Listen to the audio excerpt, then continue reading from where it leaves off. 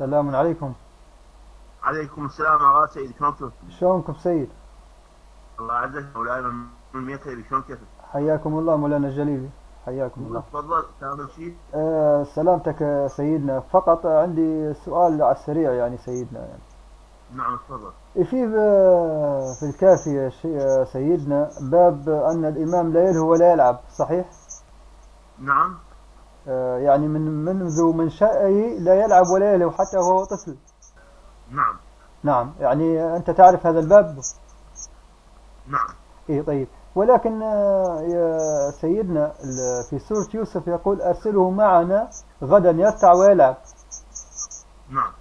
إيش التوفيق بين الآية والباب؟ الو. تسمعني يا سيد؟ والله عيد السؤال والله بروح وحدي. إيه، الباب الكافي للكليني يقول أن الإمام لا يلهو ولا يلعب حتى منذ منشأه وهو طفل، بينما سورة يوسف تقول أرسله معنا غدا يرتع ويلعب وإنا له لحافظون. نعم. وش يعني ما هو في تناقض الآن بين الآية والروايات كل تناقض ماكو. كيف؟ كل تناقض ماكو. كيف؟ اخوته يقول خليه يلعب ويرتع معنا، هو ايوه. ما راح يرتع ويلعب معنا. اي، ولكن الله قرر هذه المسألة، ما رد عليهم في هذه المسألة. قرر الله جل وعلا هذه المسألة. من ما رد عليه؟ الله قرر هذه المسألة في الآية في السورة. نعم. في بالقرآن يقول أخوة يوسف إنه قالوا أباهم ارسله معنا يرتع ويلعب ويرتع معنا، مو غير؟ إيه. بس هو ما راح يرتع ويلعب معاهم. إيه، ولكن الله قرر هذه المسألة، يعني الله ما رد عليهم، ما قال لهم أن الإمام النبي لا يلعب ولا يلهو. قرر هذه المسألة وتكلم بها. لا، هو ما تكلم بها عن لسان الله تبارك وتعالى، عن لسانهم هم.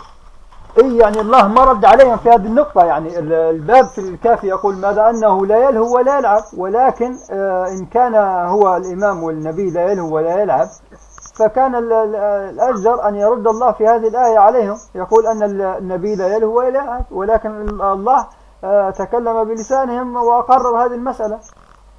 سيد محمد العقولي، أنت تعرف أن أي شيء في القرآن الكريم يخالف العقيدة كان الله يرد عليها في القرآن الكريم، صحيح؟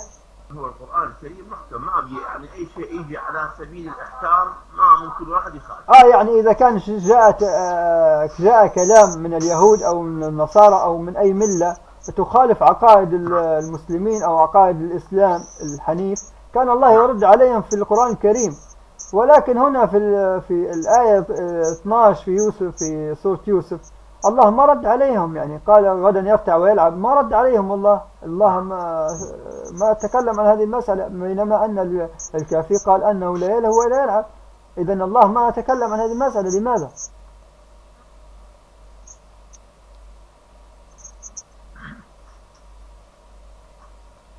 إيه، تسمعني يا سيد؟ آية قرآنية أخرى تقول يعني إلا ليعبدون. وإيش علاقة العبادة؟ ما لها علاقة يعني يعني العبادة ما لها علاقة بهذه المسألة. العبادة للجميع، نحن كلنا نعبد الله، حتى الجمادات تعبد الله.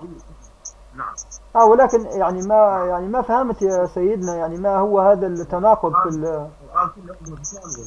أقول لك القرآن كله متكامل، لا إنه أكو قرآن يعني آيات معينة محكمة يعني جاوب على هذا اللي لا. مثل ماذا الآيات؟ مثل ماذا؟ الإنسان يعني يدقق القرآن كامل من اللي بعد كل إنسان تدري حسب قابليته، اللي يعني يتعذر عليه إنه حفظ القرآن بشكل كامل. القرآن عندي قابلية نحفظ القرآن بشكل ما في تعليم. لابد أكو آية على هذا الموضوع، لابد يعني. وين الآية؟ إنه الله تبارك بالكتاب ما ذكر. اي، ما للاسف يعني ما في القرآن آية تقول أن الإمام والنبي لا يلهو ولا يلعب، بينما هناك آية في سورة يوسف تقول ارسله معنا غدا يرتع ويلعب. إذا يا سيد محمد حقيقة يعني هذا تناقض كبير، يعني تناقض بين القرآن وبين عقيدة الشيعة في الكافي. هذا تناقض كبير يعني لا ندري كيف يحل يعني. والله احنا اكو جماعة تساعدنا، يعني حتى الكافي ما يقولون كله صحيح، هم اكو نقاط معينة عندهم يعني يذكرون انه بعض الهفوات. اي ولكن انت يا سيد محمد قلت انه انت قريت هذه المسألة، قريت ان الامام لا يلهو ولا يلعب. نعم طبعا الامام لا يلهو ولا يلعب. اي ولكن القرآن يخالف هذا الكلام. ما اعتقد يخالف هذا الكلام، تقدير انا ما اعتقد يخالف هذا الكلام. اي طيب وانما القرآن اجى على لسان اخوة النبي يوسف. طيب سيد، ما في مشكلة سيدي. المهم الآن أنت تسمعني جيد، ما في مشكلة. سيدنا نحن يعني أنا من أهل السنة والجماعة، وأحببت أن أطرح عليك هذا الإشكال لعل الله يهدينا ويهديك إلى الحق فقط، يعني نسأل الله الهداية لنا ولك للحق يعني. خلاص نستأذنكم إن شاء الله يا سيد محمد، في أمان الله. إن شاء الله حتى الله إنه يجمع المسلمين على كلمة واحدة، يوفقهم إلى مراضيه ويجنب المعاصي إن شاء الله. إن شاء الله السلام عليكم يا سيد. السلام عليكم. كان معكم السيد محمد العقولي.